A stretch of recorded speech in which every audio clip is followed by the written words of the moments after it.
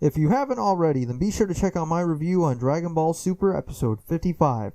The Omni King wants to see Goku? For what?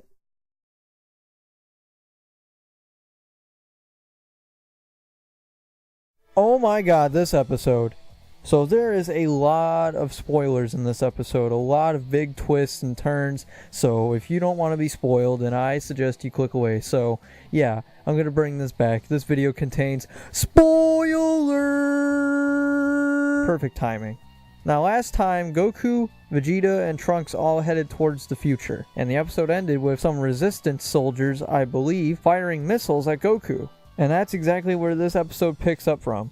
The missiles are flying towards Goku, and then Trunks flies in with his sword, cuts the missiles in half, and basically tells the soldiers, quit it, this isn't Black. And they're like, is that Trunks? Oh my god, it's Trunks, the one who actually laid a hand on Black. Can we get your autograph? And stuff like that. They're actually fanboying for this guy. And Goku and Vegeta are just onlooking like, okay. And then it's funny because these guys, there's a moment where they're just staring at Goku like, are you sure you're not Black? Almost. They don't say it. It just, you could tell by the look on their face. They're just so like baffled. The soldiers from the Resistance end up telling Trunks that there was a plan to bring back fighters from the past into the future to fight off Black. Now, Trunks only told Mai and his mom about this, so he's confused. And then that's where we get brought back to Mai, because last episode, Trunks found Mai's hat lying on the ground, so he can't believe that she's alive, but obviously they go back to the Resistance base, and there she is with a bunch of soldiers. She's alive and well, and Trunks is he's so happy to see that she's okay, and then she even ends up blushing because Trunks grabbing onto her hand so tight for so long. The guy's about to burst in tears, because he thought she died, and then she's like, hey man, a man don't cry, and they just kind of laugh it over. This leads to Mai telling her side of the story from when she woke up. She found out that Goku Black was invading their original base because this base that they're at now is a new one. So they had to try and fight off Black, and that's when she revealed, like, don't worry, don't let this guy get to you. We've got fighters coming from the past to help us out.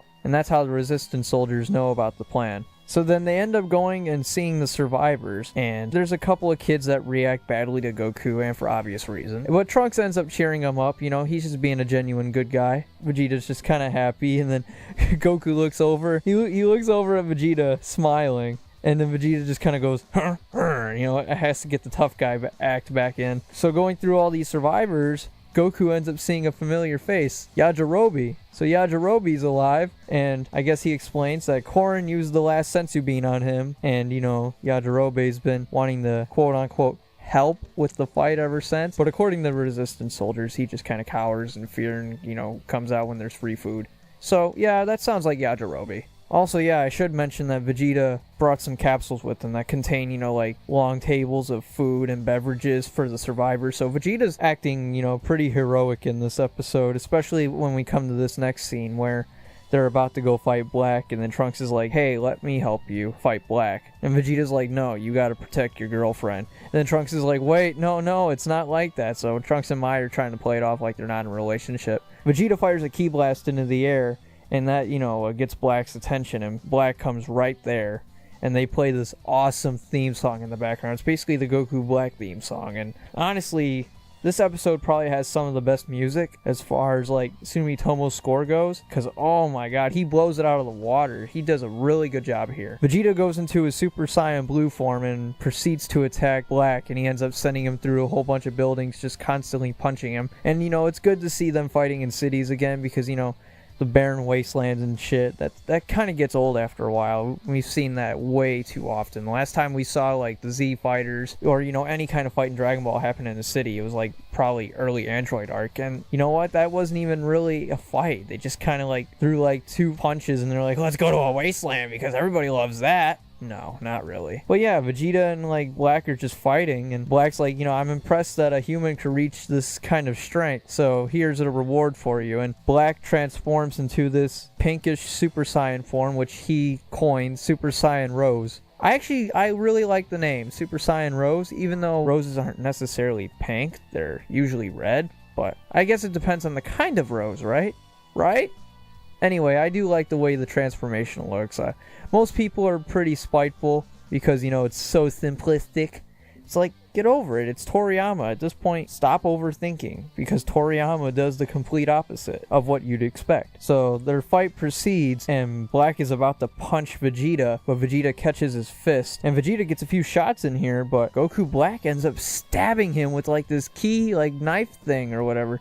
It's the same thing that Zamasu killed those savages with, or barbarians, in the last episode. He used the exact same kind of attack. So again, they're using hints. More hints to show that Goku Black is Zamasu. After all that's said and done, Vegeta, he's basically the punching bag of Dragon Ball Super, unfortunately. Then again, he's like that the entire time he's been in Dragon Ball. He always takes the beating from the main villain. It's a shame, really. You guys should already know I'm a big Vegeta fan, and it's kind of a downer seeing my favorite character take like such an ass-kicking.